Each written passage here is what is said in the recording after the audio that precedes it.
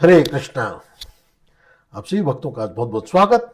हम आज का जो विषय है उसमें हम उन्हीं ही सम्मान क्यों करते हैं जिनमें हमें कुछ चाहिए होता है, और ये भी देखने को मिलता है कि जिससे हमारी घनिष्ठता बढ़ जाती है उनका हम दोष दृष्टि है ना होने लगती है हमारी। ठीक है, तो आज इस विषय पर हम थोड़ा सा चिंतन मनन करने का प्रयास करेंगे कि ऐसा क्यों होता है और क्यों हमारे मन में इस तरह के विचार आते हैं। हरे कृष्ण। आप सभी का आज की इस वीडियो में बहुत बहुत स्वागत। तो कभी आपने ध्यान दिया है कि जब हमें किसी से काम होता है, किसी से हमें कुछ प्राप्त करना होता है, तो हम बहुत विनम्र हो जाते हैं। हमें लगता है कि कोई चीज़ है जो हमें किसी से चाहिए और वो हमको एक्स वाई व्यक्ति दे सकता है, तो हम उसके प्रति बहुत सम्मानीय दृष्टि से देखते हैं। प्रभु जी नमस्ते, माता जी नमस्ते, है ना, आप कैसे हैं बोलते हैं। लेकिन जैसे ही काम समाप्त हो जाता है हमारा व्यवहार भी बदल जाता है। ये बहुत बड़ा आध्यात्मिक चिंतन का विषय है।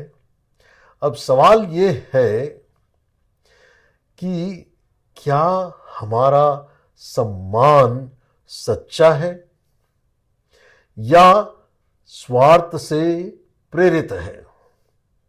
जो हमारा काम था वो काम निकल गया, हो गया काम, या यूं कहें कि जिससे स्वार्थ की पूर्ति या कोई सम्मान की अपेक्षा नहीं रहती, तो हम द्वेषी भी हो जाते हैं और भक्ति करते हुए भी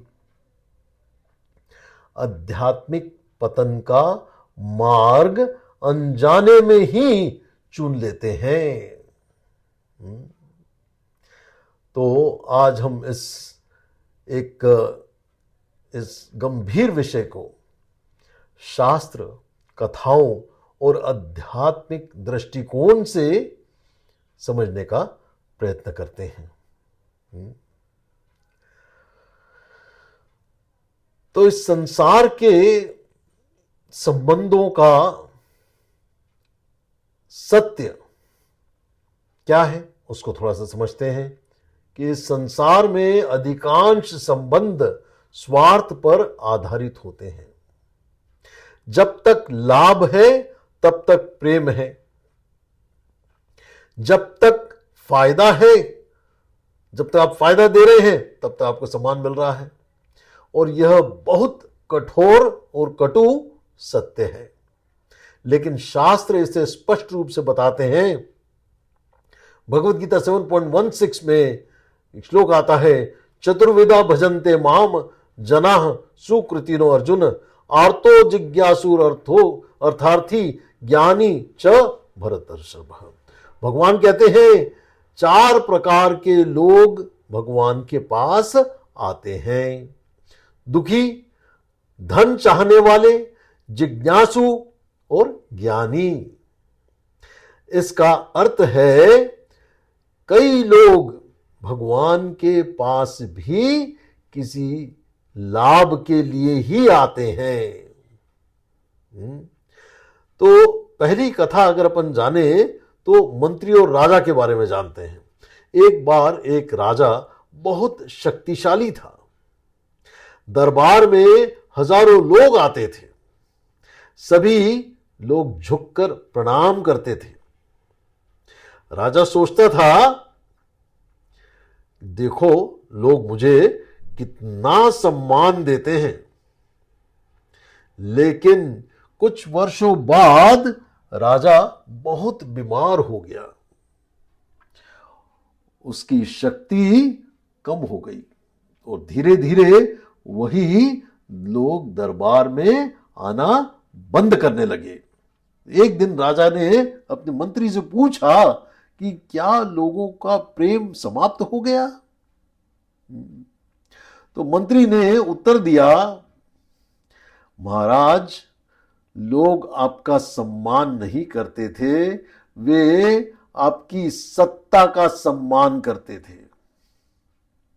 यह संसार का सत्य है, भौतिक संसार का सत्य है। मन का गणित के बारे में हमको चिंतन करना चाहिए। हमारा मन हर समय एक गणित करता रहता है। मन पूछता है, इससे मुझे क्या मिलेगा, यह व्यक्ति मेरे लिए कितना उपयोगी है। अगर उत्तर हां है तो सम्मान तुरंत आ जाता है। अगर उत्तर नहीं है तो मन कहता है, इससे मुझे क्या लेना देना।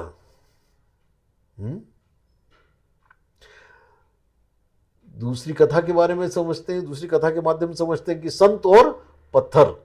एक संत नदी के किनारे बैठे थे। एक व्यक्ति आया और बोला, महाराज, लोग मेरा सम्मान नहीं करते।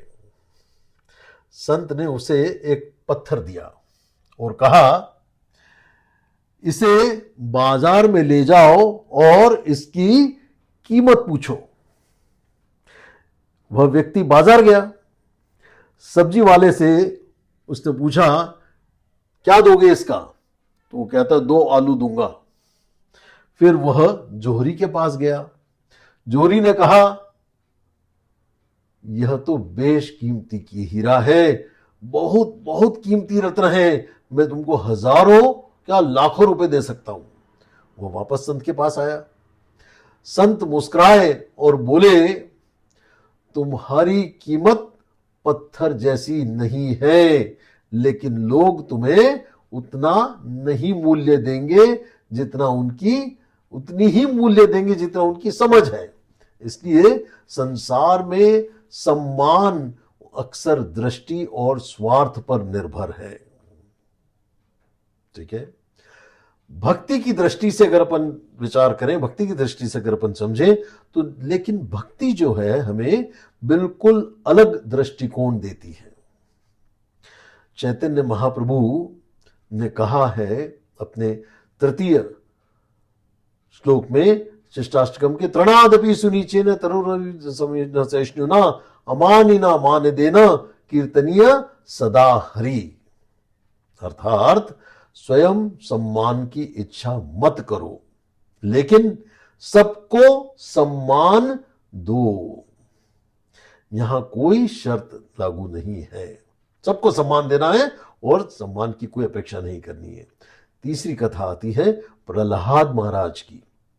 प्रहलाद की कथा में बहुत बहुत अद्भुत कथा है। उनके पिता हिरण्यकश्यपु ने उन्हें मारने का प्रयास किया, और एक नहीं कई प्रयास किए। पहाड़ से गिराया, हाथियों से कुचलवाया, आग में ढकेला, आग में बिठा दिया, अभी हाल ही में बोली गई है। फिर भी प्रहलाद ने अपने पिता से कोई द्वेष नहीं किया। क्यों? क्योंकि वे हर जीव में भगवान को देखते थे। ये होता है भक्त। वास्तविक सम्मान क्या है, हमको अब यह समझना है। मुख्य बात यह है कि संसार में सम्मान स्वार्थ आधारित है, लेकिन भक्ति में सम्मान आत्मिक दृष्टि पर आधारित है। जब हम यह समझ लेते हैं कि हर जीव भगवान का अंश है। भगवद गीता के 15th चैप्टर के 7th नंबर के श्लोक में आता है, ममे वांशो जीवे लोक के जीवभूत सनातनः। भगवान कहते हैं सभी जीव मेरे अंश हैं। तो फिर हम कैसे किसी का अपमान कर सकते हैं? एक सबसे अंतिम मुख्य संदेश इस वीडियो के माध्यम से मैं देने का प्रयत्न कर रहा हूं कि यदि हम जीवन में एक नियम बना लें कि मुझे सम्मान मिले या ना मिले, लेकिन मैं सबको सम्मान दूंगा, तो हमारा हृदय बहुत जल्दी शुद्ध हो जाएगा और यही भक्ति की शुरुआत है। तो ये बहुत महत्वपूर्ण बात है कि यदि यह चर्चा आपको प्रेरणादायक लगी हो तो इस वीडियो को शेयर जरूर करिएगा। और यदि आप श्रीमद् भागवत, भगवद गीता और भक्ति के गहरे विषयों को समझना चाहते हैं तो हमारे चैनल को सब्सक्राइब करें और निताई गौरंगा टीवी को जरूर से सब्सक्राइब करके बेल बटन को हिट जरूर करिएगा। हरे कृष्ण।